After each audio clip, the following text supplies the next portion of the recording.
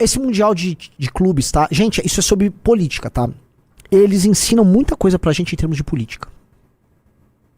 Eu já falei pra vocês antes, né? Como certas coisas do marxismo você tem que ouvir, você tem que absorver. O cara não estava completamente errado sobre tudo.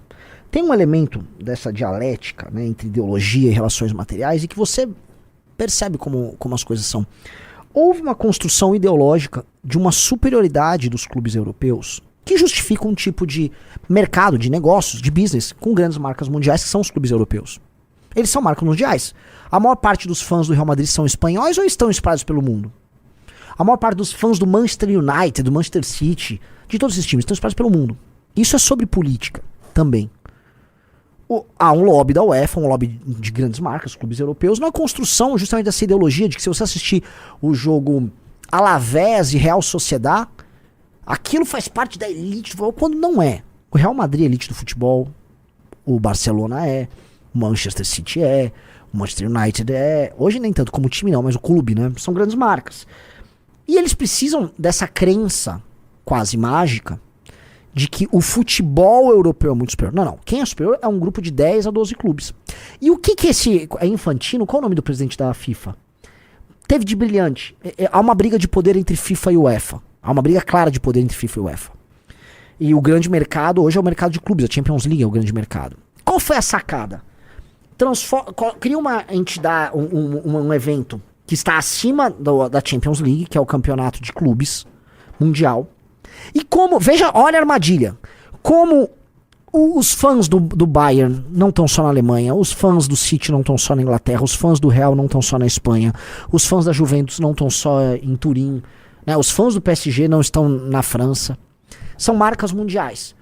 Eles foram obrigados a se confrontar com clubes que vêm dos países em que, em geral, os fãs dele também estão. E por mais que veja aquela história, não, eles não estão levando a sério, pode ser que em algum momento eles não estavam levando a sério. O dano de imagem que eles passaram a ter, porque esse fã em outro país não quer ver o Chelsea pagando mico. O Chelsea tem bilhões investido ali, é um modelo de negócio com investidores gringos, tinha o Abramovich e tal. E aí a marca internacional Chelsea passa a ser alvitada porque fãs brasileiros começaram a tirar onda, não sei se vocês viram. O brasileiro na internet é muito troll. O brasileiro é uma parada muito louca, né? O brasileiro é um troll de internet. O que o Flamengo fez, tá? E o que o torcedor do Flamengo fez com o Chelsea, eles humilharam o Chelsea. E aí a galera dos outros times ingleses entraram na brincadeira. A galera do Arsenal entrou muito na brincadeira, que o Arsenal é sempre muito zoado. Presta atenção, eu vi gente que falou estão falando de futebol, vou sair da live. Não é sobre futebol, tô falando sobre poder aqui. Isso é sobre poder.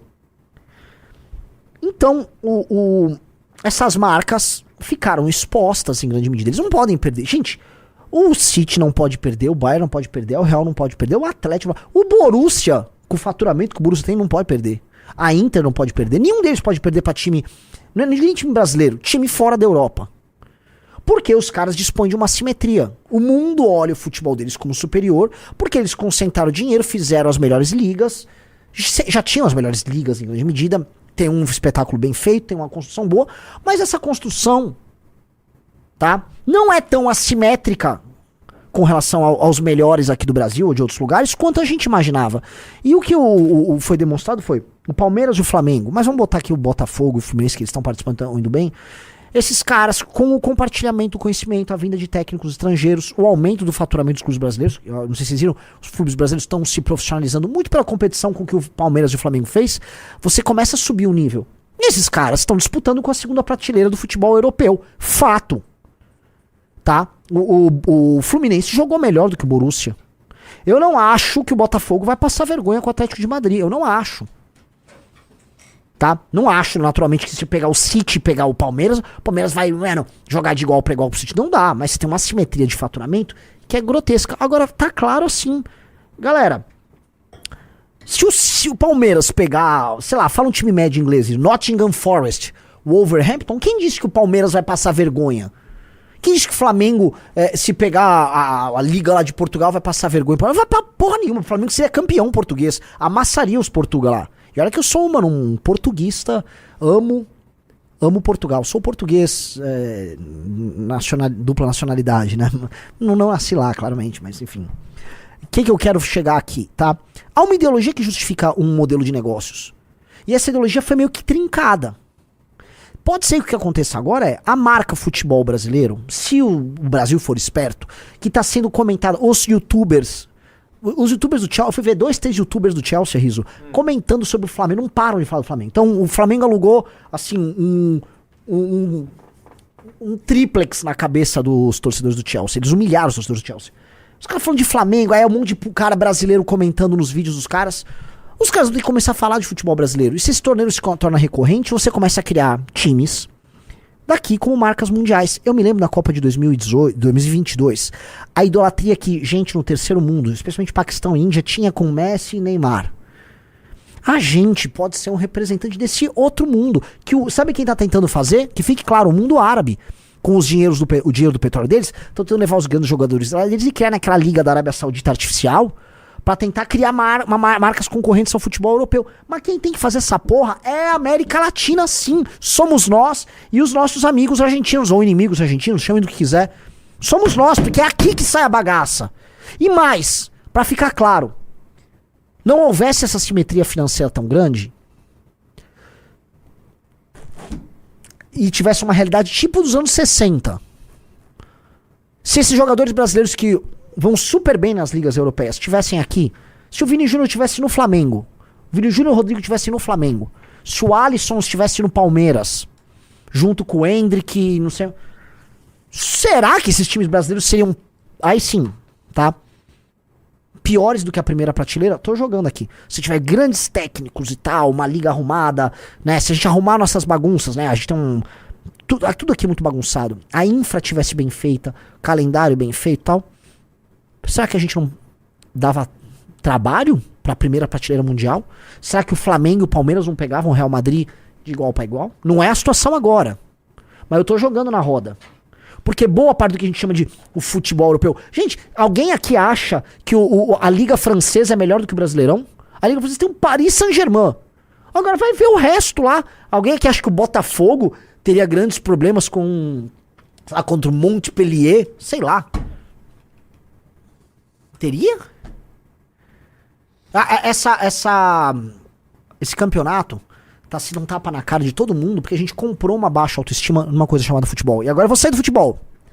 E se a gente comprou essa baixa autoestima pra tudo?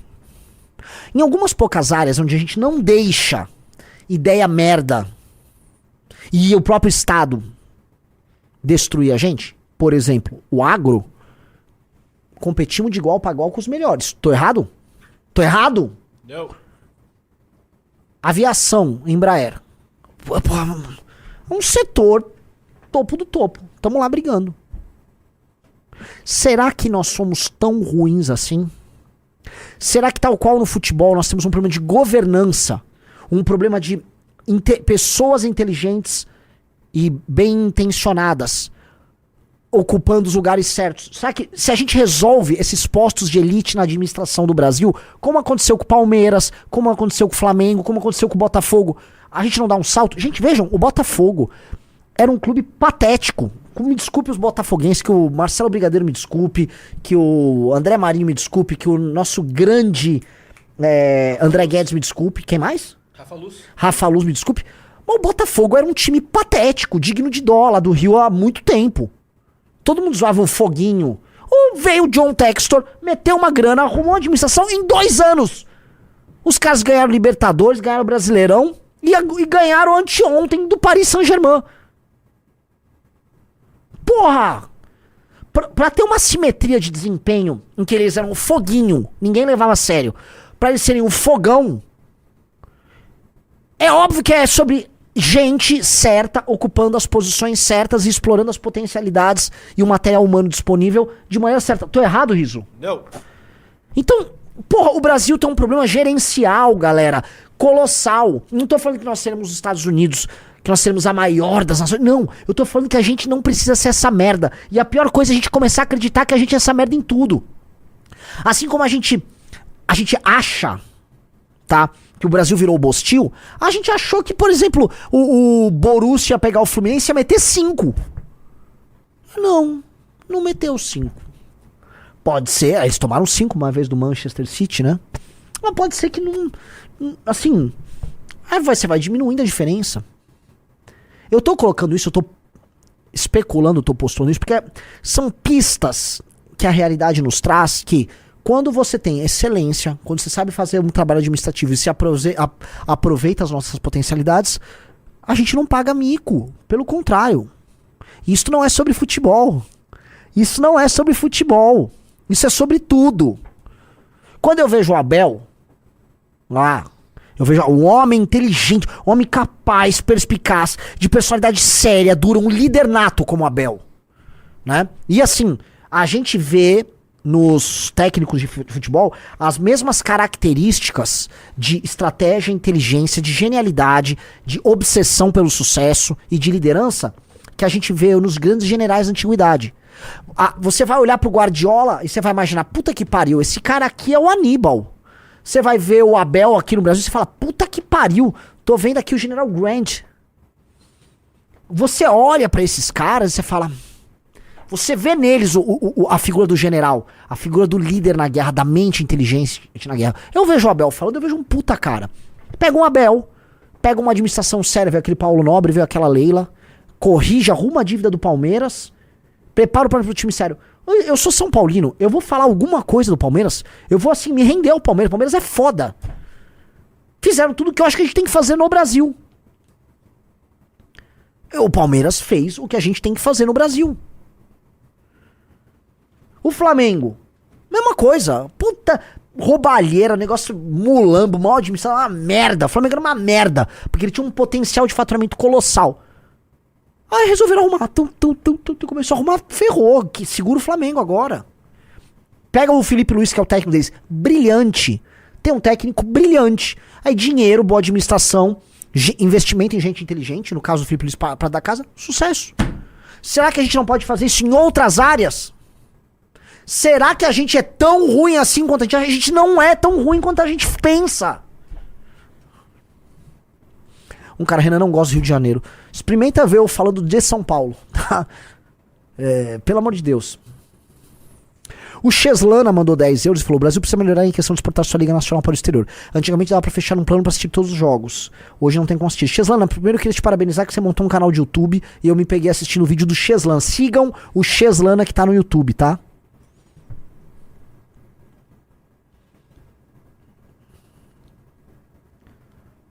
Um cara, depois dessa eu vou até dar live aqui na live, avante. Não, cara, vocês palmeirenses somente, sabe o seguinte, eu sou São Paulino, cara. Eu já tive toda aquela arrogância e empáfia do São Paulo. Hoje meu time é uma merda, porque aquela administração velha, né? O São Paulo representa a elite velha de São Paulo. E é verdade, o São Paulo, a fundação dele é feito pelo paulistano quatrocentão, pré-imigração italiana. O Corinthians e o Palmeiras, eles têm sido dois ramos da imigração italiana na gênese deles. Tanto que o Palmeiras é muito mais o italiano mais da Pompeia, da Zona Oeste, talvez um italiano um pouco mais do Norte, e o Corinthians, a Itália do Sul e os outros migrantes, depois os migrantes, né?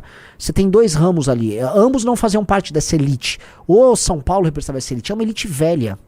É uma elite hoje que tem cheiro de João Dória, que é o do São Paulo. Então, o São Paulo não representa uma elite de sucesso.